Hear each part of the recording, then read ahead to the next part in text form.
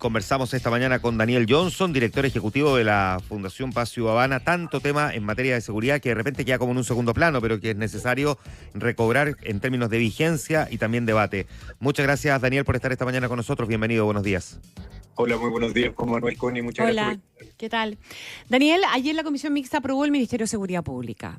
Esta es una discusión que se arrastra desde hace un tiempo larguísimo, se transformó en uno de los proyectos emblemáticos probablemente del caso seguridad, de los temas de seguridad, pero además también con el caso Monsalve metido entre medio, que terminó impactando obviamente la tramitación, la discusión, incluso llegamos al punto de reducir potestades de la subsecretaría producto justamente del caso Monsalve. Tú escribías una carta el otro día justamente haciendo referencia a esto, ¿verdad? Y a la necesidad de tener una institución lo suficientemente robusta, que es lo que hablábamos un poco más temprano con Juan Manuel, para, en el fondo, poder soportar actuaciones discrecionales de personas que eventualmente pudiesen repetir en el futuro algo parecido a lo que pasó o lo que sabemos ha estado pasando con el caso Monsalve. ¿Cuáles son ahí las claves para ti en esta discusión y hasta dónde hay que incluir el caso Monsalve en cuestiones de última hora también? A ver, primero yo creo que ir de nuevo al objetivo que tiene el Ministerio de Seguridad. Nosotros en el diagnóstico que justificaba la creación del nuevo ministerio, estaba que el Ministerio de Interior y Seguridad Pública eran como dos carteras, en realidad eran dos responsabilidades de muy alto nivel, y que por lo tanto no tenía la capacidad de poder entrar finamente a poder entender y dirigir políticas públicas en materia de seguridad, y tampoco tenía la fuerza suficiente para coordinar el sistema de seguridad pública. Porque hay que entender que el Ministerio de Seguridad Pública depende de otros ministerios para poder ejercer su labor, a diferencia de un ministerio como el MOP, por ejemplo, el Ministerio de Vivienda, que va a construir una obra o una vivienda con atribuciones propias del ministerio. Cuando hablamos de seguridad tiene dos componentes bien claros. Uno es la prevención, y para la prevención y temprana necesitamos estar coordinados con educación, con salud, con de desarrollo social, etcétera. Entonces necesita atribuciones fuertes para que esos otros ministerios implementen después las medidas coordinadamente con el Ministerio de Seguridad. Entonces, el primer requisito y lo que justificaba la creación del ministerio era esas atribuciones más fuertes en materia de seguridad, también para hacer contraparte efectiva a las policías, que era algo que estaba en cuestión y cuando hablamos de la reforma de carabineros, etcétera. Entonces, limitar atribuciones y quitar fuerza a las autoridades que van a ser responsables de coordinar el sistema de seguridad y justicia en el minuto en que necesitamos esa fuerza, a nosotros nos parece que era una discusión extemporánea y que no estaba yéndose al fondo de la necesidad de creación de un nuevo ministerio. Ahora, se entiende evidentemente la preocupación, pero también hay que decir, claro, por un lado, que el sistema de seguridad y justicia en este caso funcionó. Uno siempre le gustaría que los sistemas de seguridad y justicia solo fueran preventivos y evitaran que pasen cosas. Pero también los sistemas muestran su funcionamiento y su capacidad en el minuto de detectar las acciones que son contra la ley y también que las sancionen correctamente. No puede el sistema ser absolutamente preventivo nunca. Toda autoridad pública tiene responsabilidades y tiene atribuciones que pueden ser mal usadas. Hemos visto casos de una autoridad que le pide al chofer que lo lleve a un lugar donde no corresponde, que ocupe el vehículo para una cosa que no corresponde. Ese riesgo siempre va a estar. No podemos poner un dispositivo que evite que eso pase en todos los casos. Pero lo que tenemos que tener es un sistema de control suficientemente robusto para que cuando eso pase, ojalá que no pase nunca, elijamos bien las autoridades y eso no pase, pero cuando pueda pasar, que lamentablemente es inevitable, existan las atribuciones y las capacidades del sistema para poder identificarlo y sancionarlo como corresponde. Daniel, estamos yo creo que con un pequeño problema con tu conexión, se te escucha un poquito entrecortado. Vamos a probar solo si podemos seguir así y eventualmente si no, quédate atento al teléfono porque te van a llamar en caso de que no logremos escucharnos bien. Te dejo planteada al tiro la pregunta mientras te suena el teléfono para que sigamos la comunicación por teléfono. Ya visto eso, ¿verdad? Que son consideraciones bien importantes. Vamos al grueso de la importancia que tiene el Ministerio de Seguridad Pública para el momento que estamos viviendo en materia de seguridad ciudadana. ¿De qué sirve? ¿Cuál es la contribución? ¿Qué debiera cambiar? ¿Cuánto mueve la aguja en el combate a la delincuencia y en el tema del crimen organizado tener un Ministerio de Seguridad Pública? ¿Me ven ahí? Sí, ahí te escuchamos. Sí, apaga tu conexión por el MIR, claro. Silénciate en el computador, silénciate en el computador. Ya, a ver ahí. A ver, voy a quedar solo por teléfono, voy a conectar el computador porque si no parece que estoy que se viene un cruce. ¿Aló? Sí, ahí te escuchamos ya. Perfecto, sí. Disculpen. A ver, de todo esto me distraje la pregunta, pero entiendo que era la importancia del ministerio como para... Claro, ¿cuánto va a mover la aguja en el momento que estamos viviendo como país, en el fondo, verdad, tener un Ministerio de Seguridad Pública? A ver, la va a mover mucho si es que es bien implementado. Primero, lo que ya decíamos, que teníamos que tener una capacidad para poder coordinar el sistema de seguridad y justicia, que no lo hemos tenido en Chile. O sea, las acciones se intentaban implementar directamente desde el Ministerio del Interior y no es suficiente, necesitamos acciones que se implementen desde educación, desde salud, desde desarrollo social, ya lo decíamos, para evitar el inicio de carreras delictuales, que en el largo plazo es lo que va a ser más efectivo, sin ningún lugar a duda. O sea, no hay ningún país que haya superado situaciones de inseguridad graves si es que no toman acciones preventivas para evitar el ingreso de personas a carreras delictuales. En paralelo, evidentemente, que tenemos que fortalecer también la persecución y la sanción. Eso es algo que es fundamental. Pero en eso sí hemos estado centrados históricamente en Chile.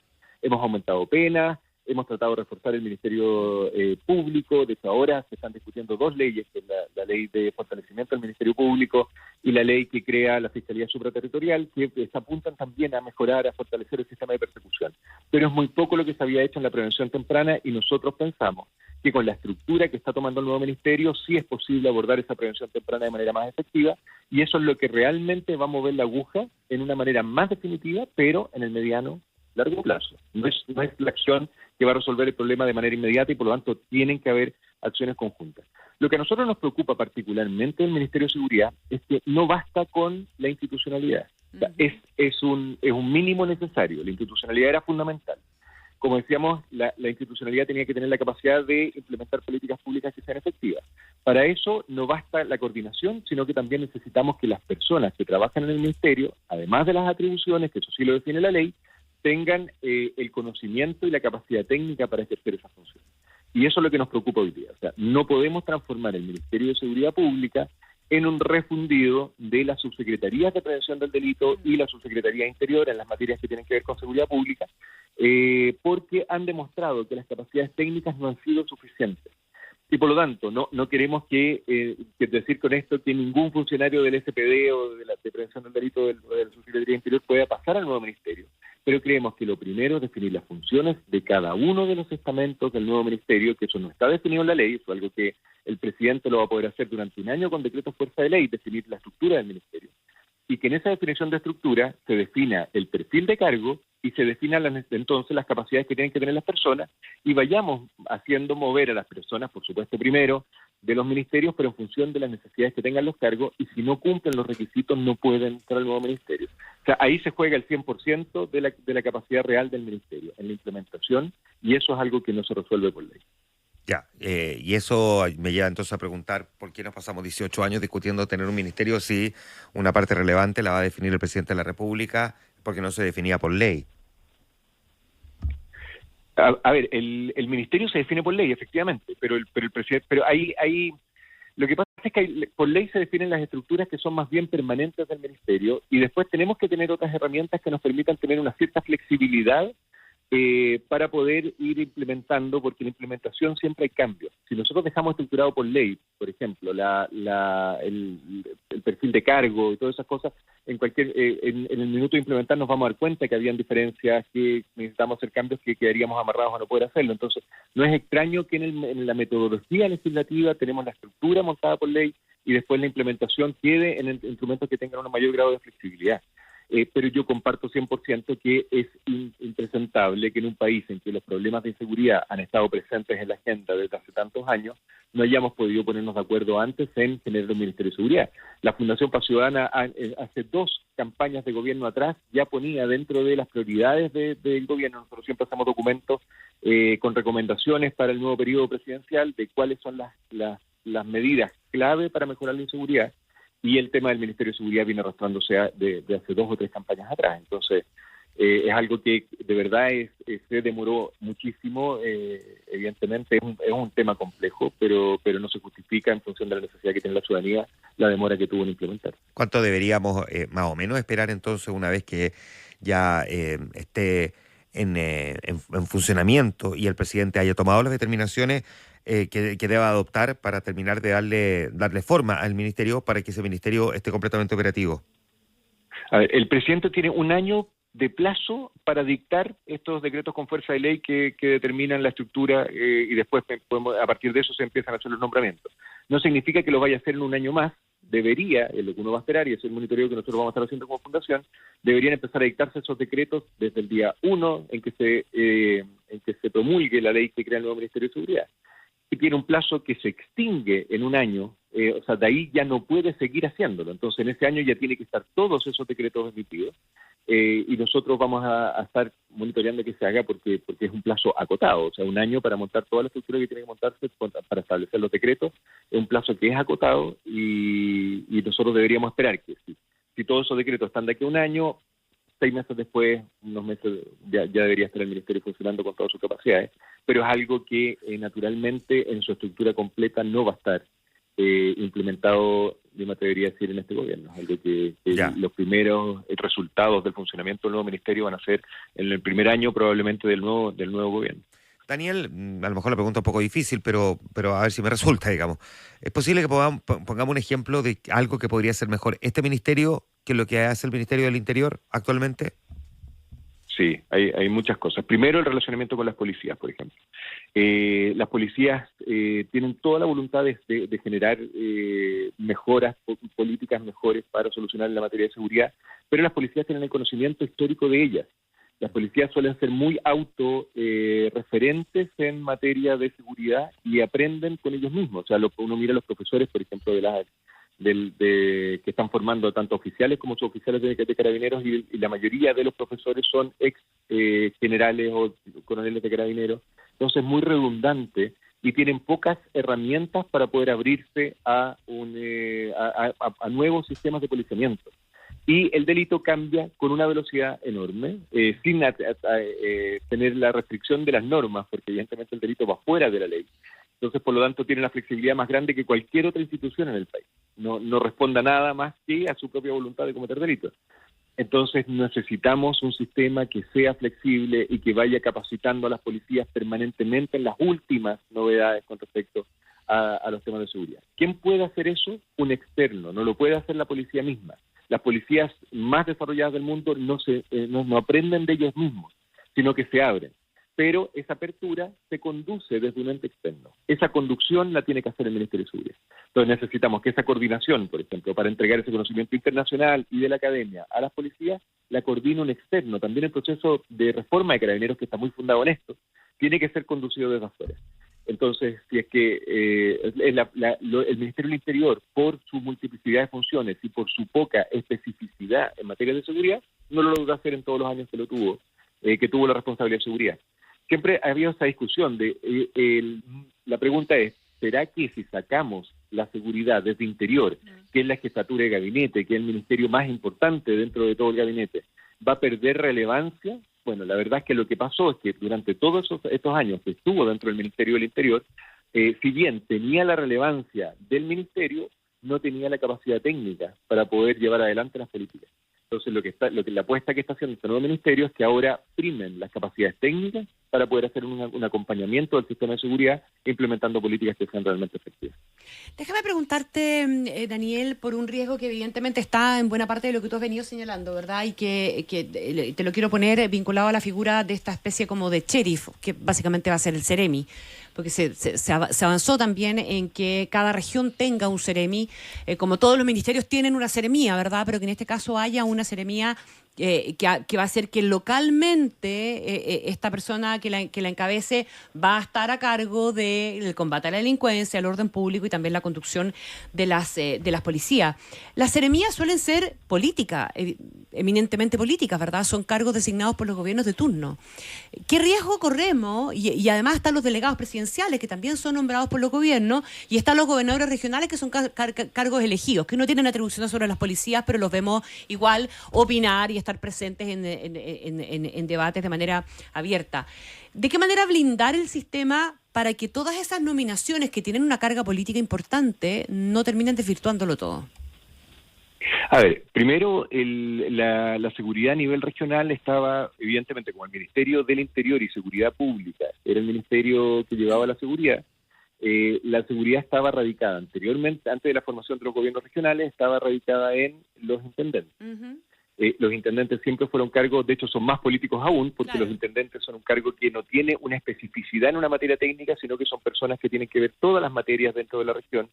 Es el representante del presidente en la región, entonces es un cargo absolutamente político. Y no tenía un correlato técnico. Entonces hoy día yo creo sigue estando la seguridad, y de hecho una de las últimas modificaciones que se hizo al proyecto de ley era que el intendente, el nuevo intendente, el delegado presidencial, hoy día puede instruir directamente al Ceremi también. O sea, no se le quitan todas las atribuciones en materia de seguridad. En materia de seguridad en particular, este delegado puede instruir, y esto se busca, son equilibrios siempre complejos, pero se busca para que la contraparte de las policías, particularmente en las regiones, tenga un grado suficiente para poder interactuar con el general de zona. Se pensaba que un Ceremi podía quedar un poco más abajo. Por un tema de rango también, ¿verdad? Exactamente, por un tema de rango, entonces por eso se le mantiene en el fondo, como eran los delegados presidenciales y los intendentes anteriormente, se le mantiene ese rol todavía en materia de seguridad, aunque la seguridad ya no está en el Ministerio del Interior, porque los delegados presidenciales naturalmente responden más al Ministerio del Interior, dependen del Ministerio del Interior en particular. Entonces se hace como una estructura más bien matricial. Existe todavía ese vínculo de los delegados presidenciales en materia de seguridad, pero los seremis, que dependen directamente del ministro de seguridad en este caso, también van a recibir instrucciones desde el delegado presidencial para poder crear esta estructura que tenga el grado suficiente para abordar temáticas que son complejas, y además para que el gabinete regional pueda ser coordinado por el mismo delegado presidencial y puedan hacer lo mismo que hablábamos antes, esas acciones nacionales, que en particular para la prevención del delito, que tienen que buscar acciones de otros ministerios, esto también pase a nivel regional. Evidentemente siempre hay un perfil político en la designación de estos cargos, pero eso pasa tanto en el delegado presidencial como en los seremis. Eso ha pasado siempre, pero en los seremis no es posible nombrar a una persona que no tenga ciertos niveles mínimos de conocimiento de las materias. Esto ha pasado en Chile históricamente, siempre los nombramientos de los Ceremi han sido políticos, pero el Ceremi de vivienda suele ser en el 99% de los casos un arquitecto o algún especialista en materias de urbanismo. Y así, el del MOP también suele ser un ingeniero. No pasa que los Ceremis no tengan un componente técnico. Y además ese componente técnico tiene que estar acompañado en las estructuras también de estas instituciones públicas, no solamente en la autoridad más. Daniel, hablemos un poquitito también de otras cosas. Se aprobó un proyecto de ley que regula los narcofunerales, que me hubiesen dicho esto hace algunos años y me habría parecido surrealista, digamos, tener que hacer una ley que regulara los narcofunerales, pero sin embargo los terminamos regulando. Quiero saber tu opinión al respecto. Yo, lo comparto. Los funerales narcos es una consecuencia de acciones delictuales que están ocurriendo en los territorios. Nosotros tenemos que estar centrados. Si queremos, hay dos caminos. En el fondo, podemos asumir que esto ya es una realidad y que por lo tanto tenemos que ver cómo convivir con ella de la mejor forma, o tenemos que mantener una lucha férrea contra las organizaciones que operan en los territorios con otro tipo de herramientas. No digo que no se entienda que son excluyentes las dos, se pueden hacer las dos. Pero el temor es que por hacer las medidas de convivencia no estemos avanzando en las medidas que son realmente importantes, que son las medidas de persecución y de control de las organizaciones delictuales. Para eso, para poder hacer medidas de control de las organizaciones delictuales, tenemos que extender el fenómeno delictual. Se ha hablado mucho de esto de basta de diagnósticos en el minuto de la acción, y eso ha sido lo más dañino para materias de seguridad. Como les decía antes, el delito cambia, pero con una velocidad que pasa por arriba de cualquier cambio institucional que logre contrarrestarlo. El delito se adapta inmediatamente a los cambios institucionales. Y por lo tanto necesitamos sistemas que logren estudiarlo permanentemente y estar monitoreando qué es lo que está pasando para poder seguirlo persiguiendo. O si no, no vamos a lograr ser efectivos en eso. Y en particular en materia de crimen organizado, que es lo que está vinculado a los narcofunerales, estamos viendo en Chile, tenemos señales absolutamente claras, pero que no se han estudiado suficiente.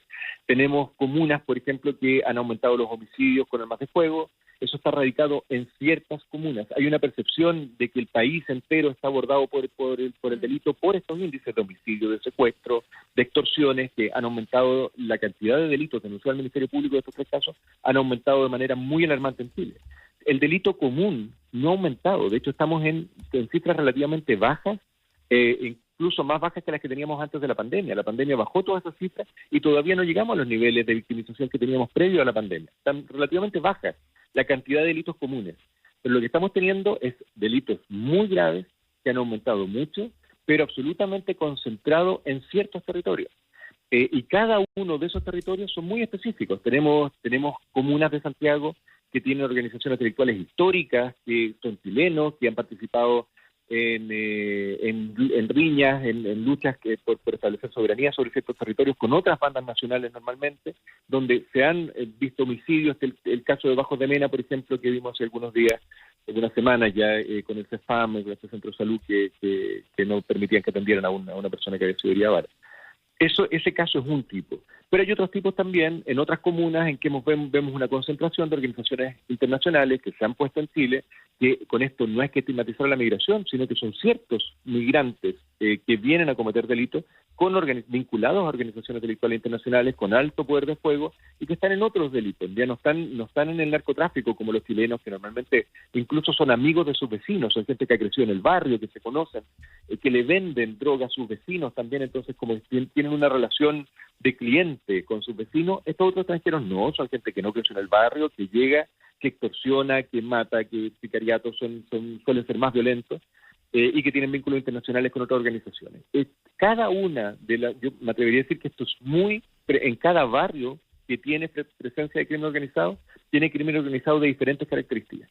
Tenemos que entender esas características para poder perseguirlo y desarticular a las bandas.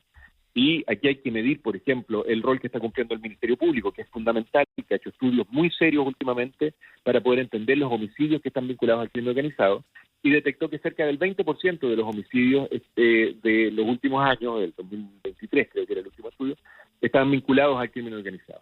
Si uno tiene el 20% de homicidios vinculados al crimen organizado y uno mira cuántas sentencias o incluso formalizaciones simplemente han habido por organizaciones criminales, por asociación criminal, que es el tipo de delitos, y vemos que no alcanza, pero ni por lejos, en el caso de homicidios, ese 20%, tenemos que preocuparnos. O sea, el trabajo hoy día debería ser desarticular organizaciones y no encarcelar a la persona que apretó el gatillo, porque esa persona probablemente es la última eslabón de la cadena delictual y va a ser la más reemplazable.